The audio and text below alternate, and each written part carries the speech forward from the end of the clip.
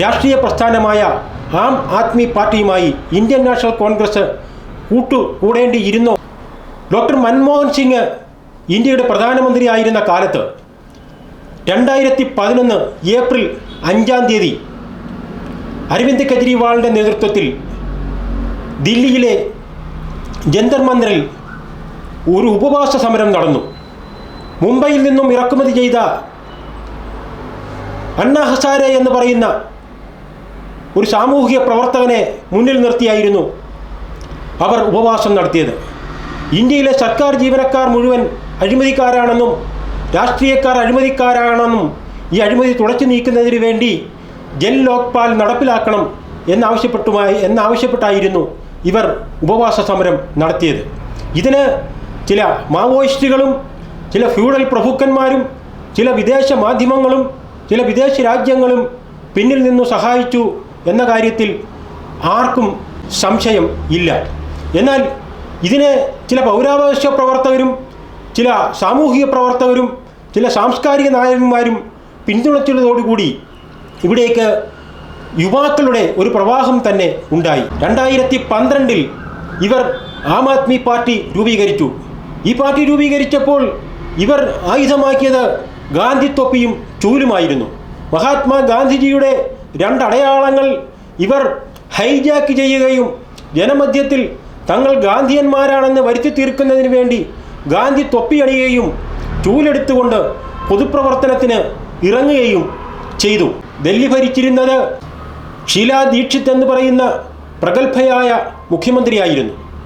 എന്നാൽ മൻമോഹൻ സിംഗിനും ഷീലാ ദീക്ഷിത്തിനും കനത്ത വെല്ലുവിളി ഉയർത്തിക്കൊണ്ട് ആം ആദ്മി പാർട്ടി രംഗത്ത് വന്നു. VVIP സംസ്കാരം ദില്ലിയിൽ നിന്നും തുടച്ചു മാറ്റുമെന്നും അഴിമതി ഇല്ലാതാക്കുമെന്നും പാവപ്പെട്ടവർക്ക് 35 ലക്ഷം വൈദ്യുത കണക്ഷനുകൾ സൗജന്യമായി നൽകുമെന്നും മാസം 1000 രൂപ വീതം മുതിർന്ന വനിതകൾക്ക് നൽകുമെന്നും 16,000 പ്രാഥമിക ആരോഗ്യ കേന്ദ്രങ്ങൾ ദില്ലിയിൽ മാത്രം സ്ഥാപിക്കുമെന്നും വാഗ്ദാനം ചെയ്തുകൊണ്ടാണ് ഇവർ അധികാരത്തിൽ വന്നത്. എന്നാൽ ഇവർ അധികാരത്തിൽ വന്നതിന് ശേഷം ഈ പറയുന്ന വാഗ്ദാനങ്ങൾ ഏറെയും നടപ്പിലാക്കിയില്ല എന്ന് മാത്രമല്ല, അഴിമതി ആരോപണങ്ങളിൽ മുങ്ങിക്കുളിക്കുകയും ചെയ്തു. 2022 ഡൽഹി പ്രദേശ് കോൺഗ്രസ് കമ്മിറ്റിയുടെ അധ്യക്ഷനായ അനിൽ ചൗധരി ദില്ലിയിലെ ലഫ്റ്റനന്റ് ഗവർണർ VK സക്സേനയ്ക്ക് ഒരു പരാതി സമർപ്പിച്ചു. അദ്ദേഹം പരാതിയിൽ പറയുന്നത് ദില്ലിയിൽ മാത്രം 849 വിദേശ മദ്യ ഷാപ്പുകൾ അനുവദിച്ചു എന്നും ഇതിന് ഗവൺമെൻറ്റിന് നഷ്ടം സംഭവിച്ചിട്ടുണ്ടോ എന്നും ഇതേപ്പറ്റി അന്വേഷിക്കണം എന്നുമായിരുന്നു അനിൽ ചൗധരി ആവശ്യപ്പെട്ടത്. പരാതിയുടെ അടിസ്ഥാനത്തിൽ ലഫ്റ്റനന്റ് ഗവർണർ VK സക്സേന ഡൽഹിയിലെ ചീഫ് സെക്രട്ടറി നരേഷ് കുമാറിനോട് റിപ്പോർട്ട് ആവശ്യപ്പെട്ടു. നരേഷ് കുമാർ സത്യസന്ധമായ റിപ്പോർട്ട് ഗവർണർക്ക് നൽകി. ഗവർണർ ഉടൻ തന്നെ CBI അന്വേഷണത്തിന് ഉത്തരവിട്ടു.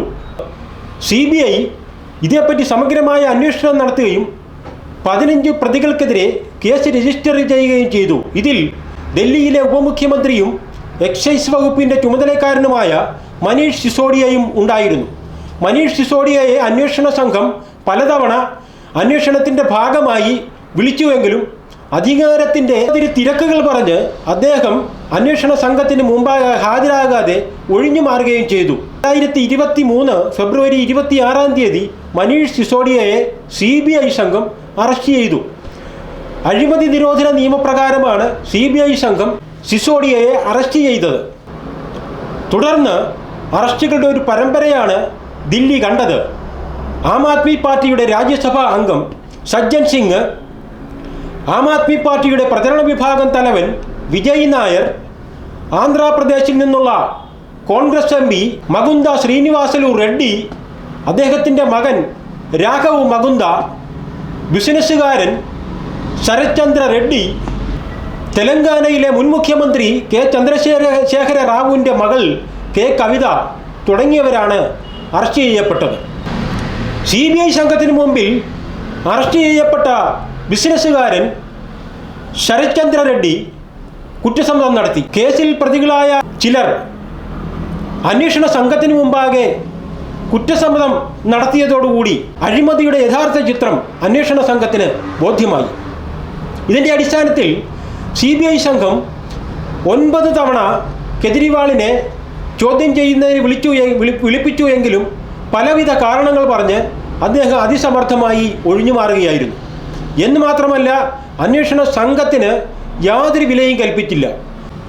അന്യായമായ ഇളവുകളും ഈ അബ്കാരികൾക്ക് ഗവൺമെൻറ് നൽകി. 3 മണിക്ക് മദ്യശാലകൾ തുറക്കാമെന്നും ഒരു മുനിസിപ്പൽ വാർഡിൽ 3 മദ്യഷാപ്പുകൾ വരെ അനുവദിക്കപ്പെടാമെന്നും അംഗീകാരം നൽകി. ിൽ നിന്ന് പിരിച്ച പണം ഹവാല ഇടപാടുകൾ വഴി ഗോവയിലേക്കും പഞ്ചാബിലേക്കും ട്രാൻസ്ഫർ ചെയ്തു എന്നാണ് അന്വേഷണ സംഘം കണ്ടെത്തിയത്. രാഷ്ട്ര തലസ്ഥാനമായ ദില്ലിയെ മദ്യത്തിൽ മുക്കുകയും അഴിമതി ആരോപണത്തിൻ്റെ പേരിൽ നാണം കെട്ടി നിൽക്കുകയും ചെയ്യുന്ന ഒരു രാഷ്ട്രീയ പ്രസ്ഥാനവുമായി കോൺഗ്രസ് കൂട്ടുകൂടേണ്ടിയിരുന്നില്ല എന്നാണ് കോൺഗ്രസ് പ്രവർത്തകർ അഭിപ്രായപ്പെടുന്നത്. എല്ലാ കാലത്തും ഇവർ പാർട്ടിയെ ഇന്ത്യൻ നാഷണൽ കോൺഗ്രസിനെ ദ്രോഹിച്ചിട്ടേ ഉള്ളൂ എന്നും സഹായിച്ചിട്ടില്ല എന്നും അവർ പറയും. ആം ആദ്മി പാർട്ടിയുമായി സഖ്യം ഉണ്ടാക്കിയെങ്കിലും കോൺഗ്രസിന് കാര്യമായ നേട്ടം ലഭിച്ചിട്ടില്ല. ദില്ലി സംസ്ഥാനത്ത് ആകെ 7 പാർലമെൻറ്റ് മണ്ഡലങ്ങളാണ് ഉള്ളത്.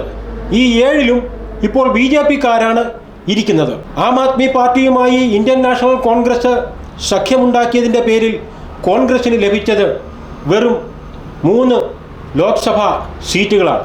ആം ആദ്മി പാർട്ടിയുമായി കൂട്ടുകൂടിയതിൻ്റെ പേരിൽ ഡൽഹി കോൺഗ്രസിൻ്റെ മുൻ അധ്യക്ഷൻ അരവിന്ദർ സിംഗ് ലൗലി പാർട്ടിയിൽ നിന്ന് രാജിവെച്ച് BJP ചേർന്നു. ഇനി പഞ്ചാബിൻ്റെ കാര്യം നോക്കാം. പഞ്ചാബിൽ ഭരിക്കുന്നത് ആം ആദ്മി പാർട്ടിയാണ്. പഞ്ചാബിൽ ആകെ 13 പാർലമെൻറ്റ് സീറ്റുകളാണുള്ളത്. ഒന്നുപോലും ഇന്ത്യൻ നാഷണൽ കോൺഗ്രസിന് നൽകിയിട്ടില്ല. 13 സീറ്റിലും ആം ആദ്മി പാർട്ടി സ്ഥാനാർത്ഥികൾ മത്സരിക്കുകയാണ്.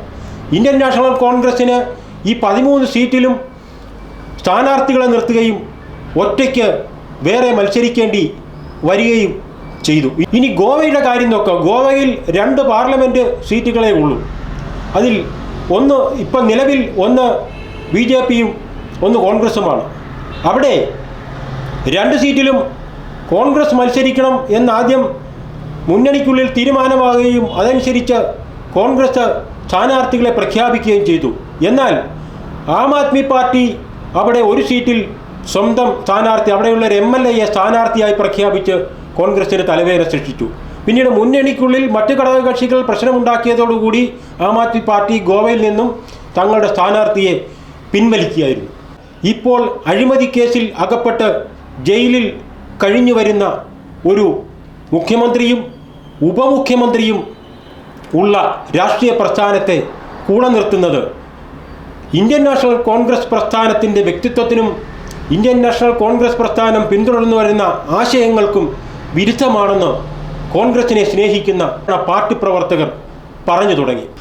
2ാം സ്വാതന്ത്ര്യ സമരമെന്നും അഴിമതി വിരുദ്ധ പ്രസ്ഥാനമെന്നും പറഞ്ഞ് രാഷ്ട്രീയ അധികാരത്തിൽ വന്ന ഒരു നേതാവ് മദ്യരാജാക്കന്മാരിൽ നിന്നും അഴിമതിപ്പണം സ്വീകരിച്ചു എന്ന് ആരോപിക്കപ്പെട്ട് ജയിലിൽ കഴിഞ്ഞു വരുന്നു എന്നത് ഇന്ത്യ ചരിത്രത്തിലെ ഏറ്റവും വലിയ രാഷ്ട്രീയ വിരോധാഭാസമാണ്.